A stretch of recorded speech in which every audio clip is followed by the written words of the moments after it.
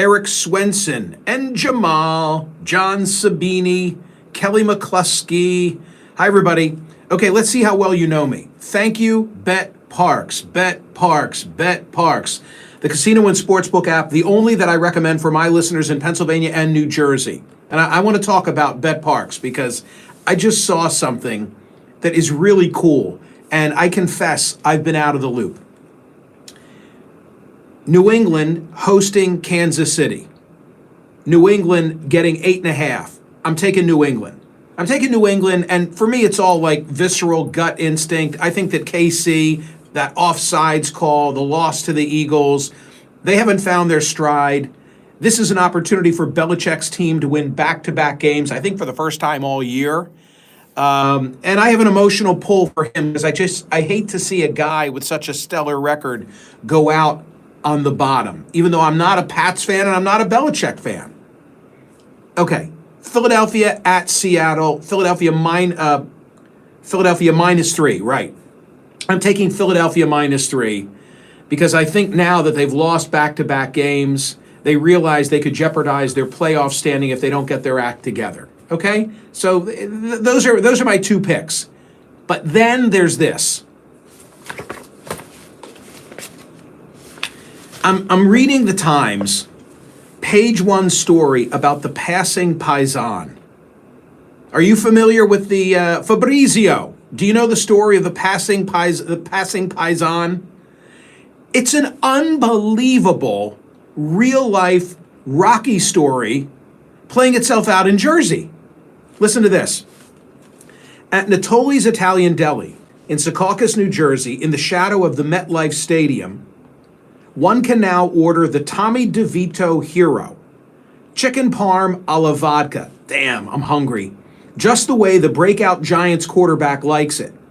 In the past month, Mr. DeVito, raised across the Hackensack River in Cedar Grove, has rocketed from third-string obscurity, now you're calling my number, third-string obscurity, on the often dismal New York Giants, keeping their long-shot playoff hopes alive and becoming an icon of the greater Meadowlands metro area. Mr. DeVito, 25, grew up loving the Giants and his mother's chicken sandwiches and watching his father, a plumber, fix boilers. Okay, you had me at hello. Now he is known as Tommy Cutlets, a nickname he scribbled on fans' white tank tops during an event at Primo Hoagie's in nearby Wayne. He posed for selfies, pursing his fingers Italian style in his signature hometown celebration. And then this paragraph is the one that really spoke to me even more. A hometown NFL hero might seem like an anomaly in an era of free agents, multi-million-dollar contracts, and teams without local roots. But when Mr. DeVito materialized in the Meadowlands, he drove home the truth that a New York team has actually played one state over for nearly a century, half a century. That state is now staking an ownership claim. And it goes on to tell the story of this guy. This is why I have to touch this newspaper every day. And the way that he's been received in Jersey. By the way, went to one Wawa this morning. They didn't have the paper. Pissed me off. Had to go to another one. Now I'm glad that I did. At Lombardi's Bar, you want to hear more of this? Just a little bit more? Will you indulge me? And then there is something I want to say about the election. At Lombardi's Bar and Restaurant in Cedar Grove, where the DeVitos live down the street and have been customers for years, the owner seized on a mafia analogy to describe Mr. DeVito's sudden prowess. He's the Don now, said the owner, Al Lombardi. The Don still lives with his parents less than 10 miles from the stadium, but he is ubiquitous on the back pages of tabloids and social media. He has started and won the team's last 3 games, including a thrilling comeback at home against the favored Green Bay Packers on Monday Night Football. How am I not taking the New York G team, who are getting 5.5 at New Orleans? Of course I did. I love this story. I love this story. Is he still living at home? And he's quarterbacking the New York Giants? That's unbelievable. And I love his agent. Have you seen the picture of his agent? Look at this guy.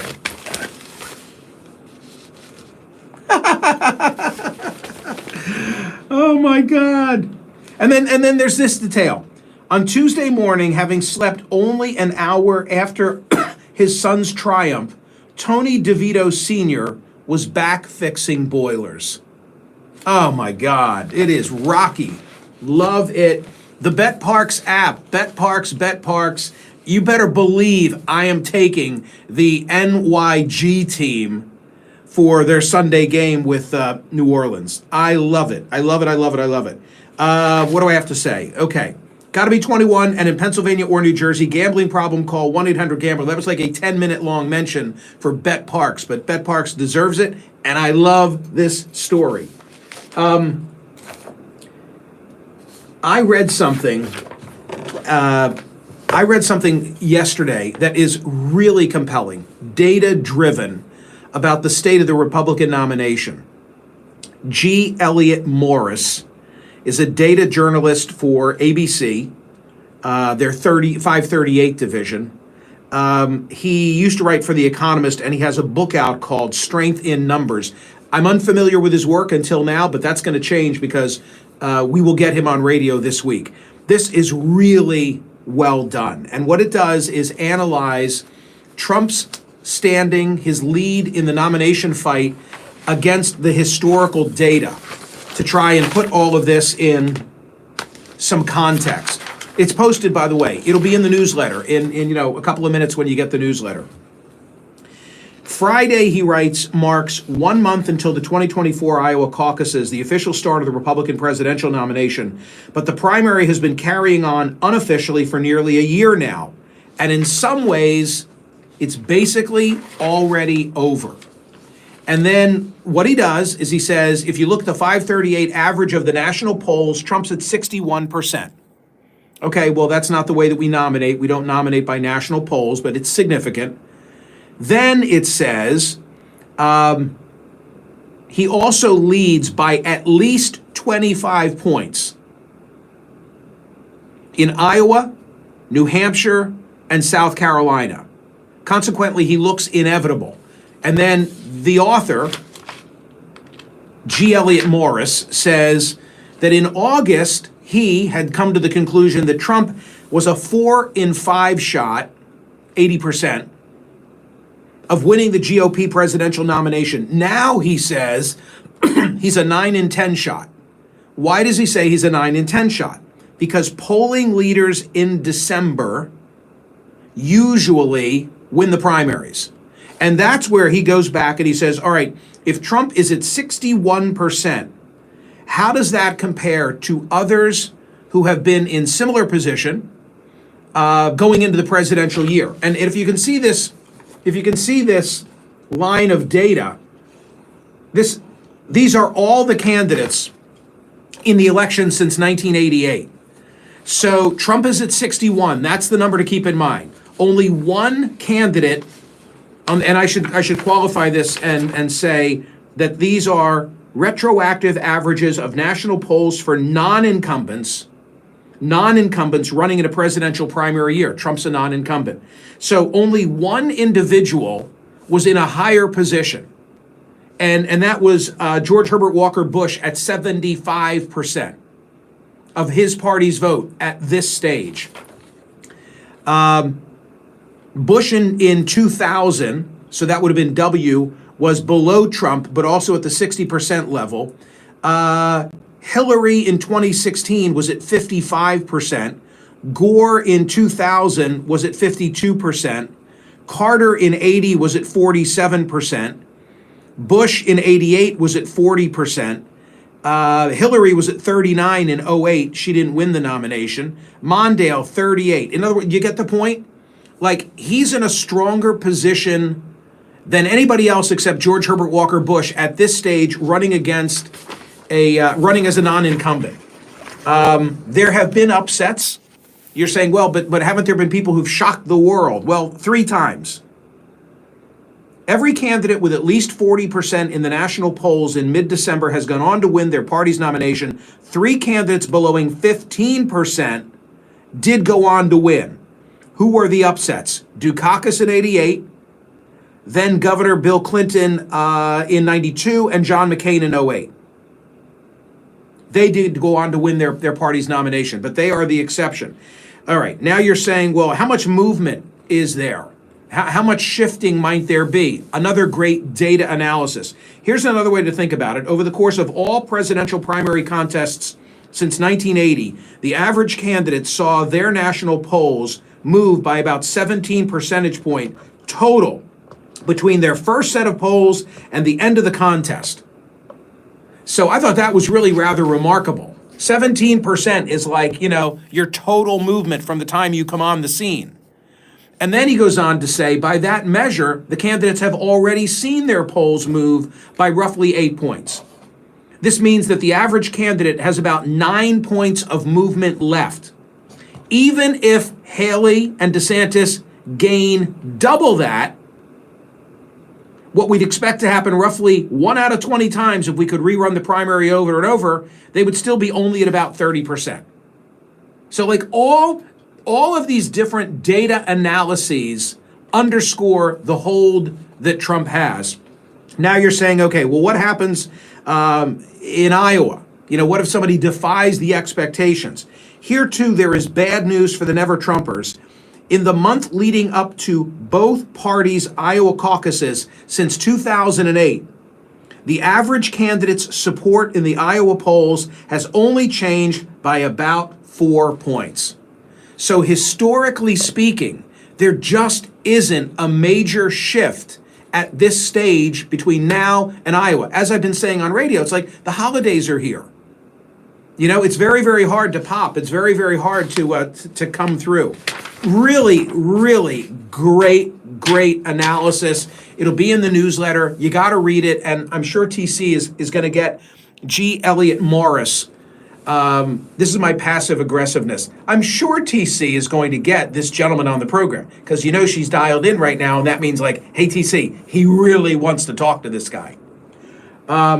Okay, so there's that. What else did I want to tell you? Poll question today asks whether Donald Trump is going to face any criminal trial between now and the presidential election. I'll discuss that with Ellie Honig. Really looking forward to gaming out the election timeline. Thomas Friedman from the New York Times will be joining me. He just got back from the Middle East. He's got some provocative thoughts about what he learned spending time, among other places, in Saudi Arabia. He's a fabulous guest. He definitely has the president's ear. And I must say his recent analysis is one that causes me to say that Hamas is loving what's happening. And you're saying, loving what's happening? They claim 18,000 civilians have died. I don't think they give a whit about those civilians. That was Tom's word, not mine, but I agree with him. Instead, I think they wanted all this chaos. They wanted hostility toward Israel, and they wanted to disrupt the long-term peace process between, among others, Saudi Arabia and Israel. I'll let Tom Friedman explain. And then also on the program today, this is so funny. At least I think so, one aspect of it. Tom Edwards is going to join me. He is a Sarasota school board member. This is the case of the Zieglers. The husband is the Florida State GOP chair, and the wife is on the Sarasota school board, and she's like a Moms for Liberty co-founder. Apparently the three of them in a at least one-time relationship with another woman, and then that the husband is now accused, not charged, with rape. That's not funny. And people are calling the wife a hypocrite, like, hey, if you were in a threesome, you really don't seem like the person who should be calling for the removal of books on the grounds that, they're inappropriate for kids. So this is a story that could not be made up. I was going back and forth with one of my CNN colleagues today, David Handelman, who's a great writer. And he advised me that when the script, TC right now would be saying to me, are you sure you should be telling this story? Yeah, come on, I have to, it's the holidays. That when the intro for that segment was fact-checked, they threw a flag on my use of the word throuple, because apparently throuple implies that it's an ongoing relationship. And if it was just a one-time three-way, then it's been recommended to me that I use three-way.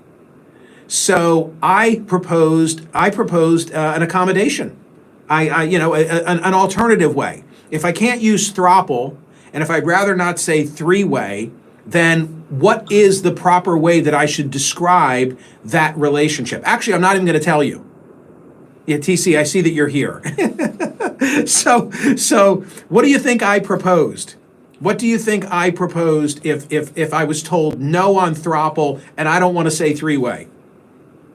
No, Lizette, no.